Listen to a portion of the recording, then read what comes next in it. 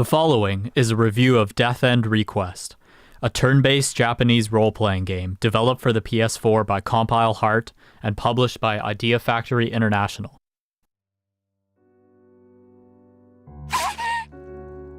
Sheena! A monster, infected by a deadly virus, opened its sinister maw.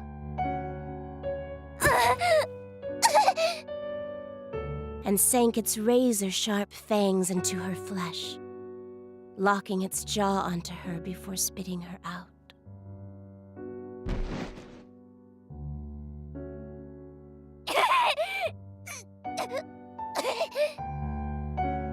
Death End Request opens with a gruesome cutscene of a girl named Sheena being killed by a monster, her death narrated in graphic detail.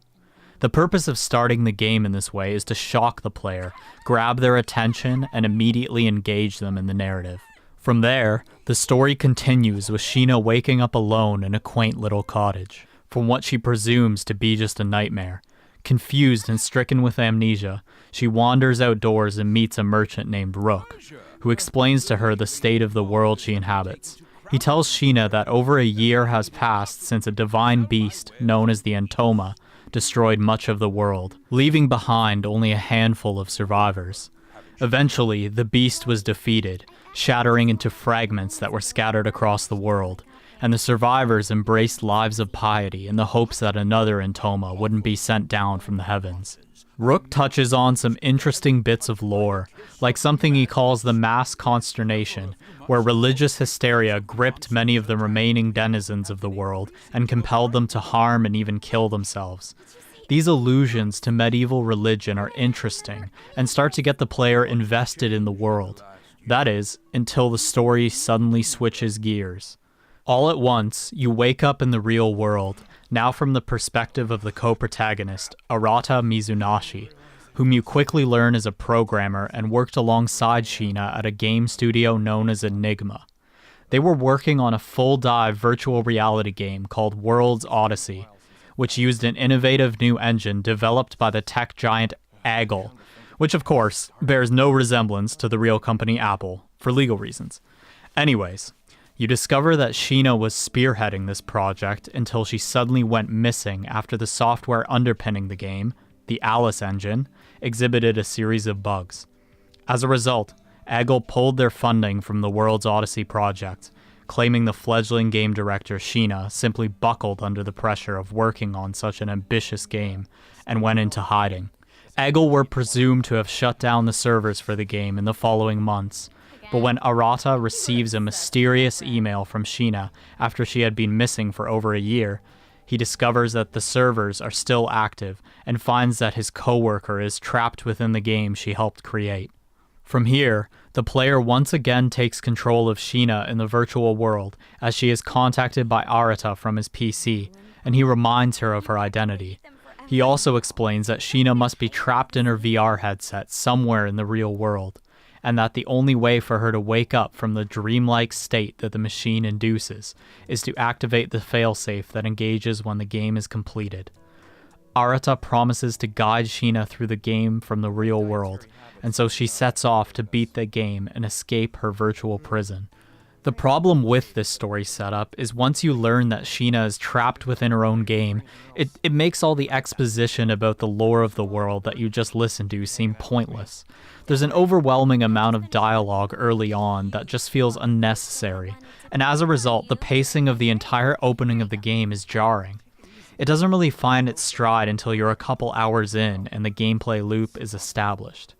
In essence, the gameplay consists of navigating dungeons and battling enemies in the game as Sheena, all while uncovering the real-world mystery surrounding the World's Odyssey project as Arata. You'll often have to switch between the two protagonists on the fly, since Sheena finds occult artifacts from the real world in-game known as reality objects, which Arata must investigate to find truth fragments, or lines of computer code that can eliminate barriers for Sheena in-game and allow her to progress.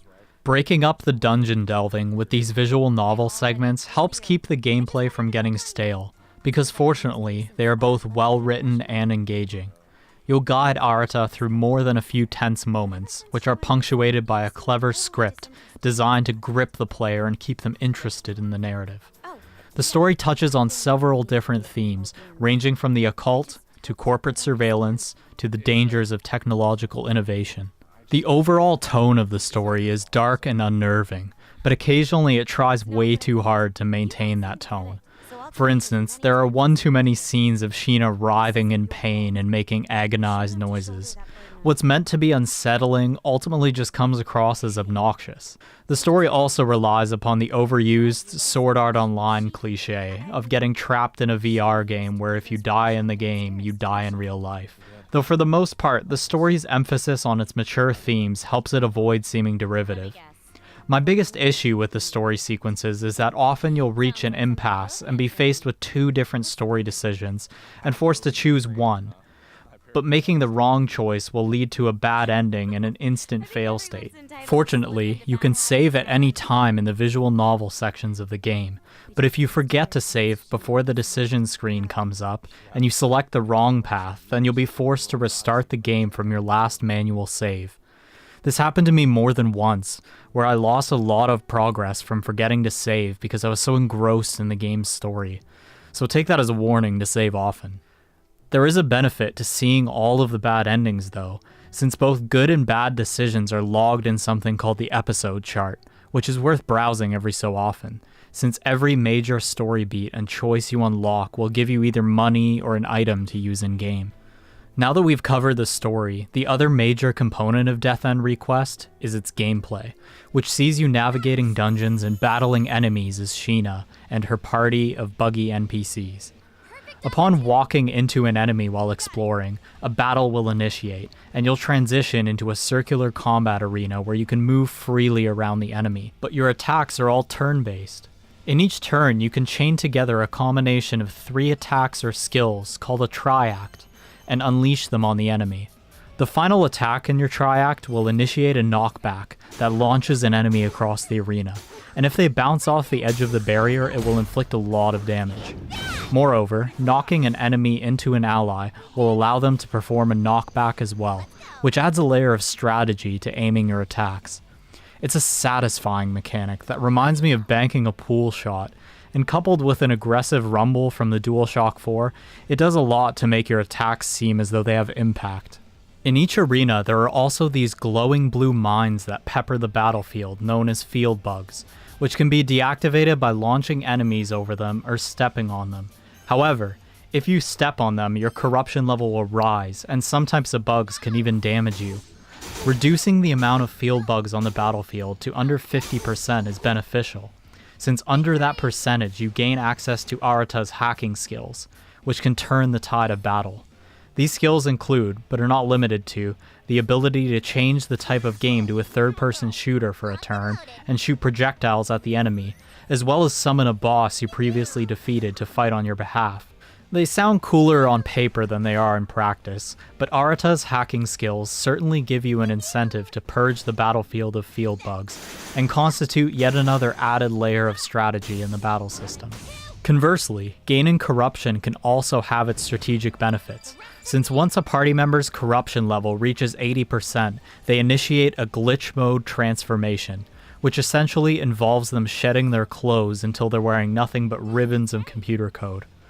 This is sort of unnecessary and awkward, but this mode also comes with the benefit of raising a party member's stats temporarily, and enabling them to select a special wild skill in the 3rd attack slot that will deal massive damage, but ends glitch mode in the process. After completing a battle, you receive the typical experience points and money, and your characters will level up. However, you don't gain skills through leveling up as is typical in most JRPGs. Instead, you obtain new upper-level skills through combat in a process called Flash Drive, where you chain together a series of specific attacks to unlock new and improved ones. When selecting your triact, you'll see a percentage to the right of it that denotes your chance of learning a new skill with the combination you've selected. This system rewards experimenting with new skills and playing around with different combinations, so it's a welcome addition in my opinion. All in all, the combat in Death End Request is both unique and addictive. The game's plethora of different mechanics work together to create something that's both fun and engaging. The only real complaint I can give about the battle system is the sort of ambiguity of the elemental skills and figuring out what element is weak to what. Instead of using self-evident ones like fire, water, and earth, for instance, as most RPGs do, the game opts for sun, moon, and star as its element types. Skills will indicate in their description what type of enemy they are weak against, and you can survey the battlefield to check the elemental type of enemies.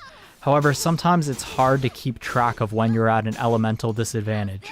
Enemies can counterattack and negate the next attack in your chain completely if you use a standard attack from a party member with the wrong elemental affinity, so sometimes this system can be an annoyance. Another minor gripe I have is that movement is a bit stiff, but fortunately in combat you can aim your attacks a bit more precisely using the D-pad or by clicking in R3. Though this process feels slow and a bit finicky at times. When it comes to the game as a whole, Death End Request's biggest shortcoming is its presentation, which stems from the fact that it's undoubtedly a AA title with a limited budget. As evidence of this fact, later in the game you revisit the dungeons you've already been to for story reasons, which seems as though they were written to avoid the expense of creating new environments, rather than as the result of an artistic decision.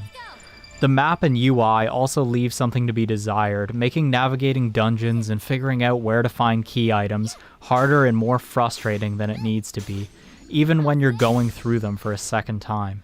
While the kinetic 2D artwork and story scenes is well drawn and vibrant, the 3D graphics and character models and exploration and battle are not particularly detailed and are very much reminiscent of RPGs on the PlayStation 3. The game's failure in the presentation department is perhaps best explained through examining a very specific aspect of the game. That is, every couple of seconds when you're exploring as Sheena, regardless of whether you're sprinting or not, she will start panting, which gets unbearable after about 30 seconds.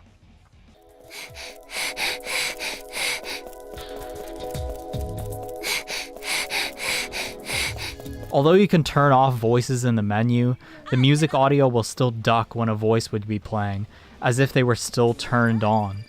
Moreover, there's no separation between cutscene voice volume and exploration volume, so to hear voiced cutscenes while still avoiding Sheena's panting, you have to turn voices on and off constantly. Later, once you get more party members, you can switch to a different character, but most of them also make equally obnoxious noises.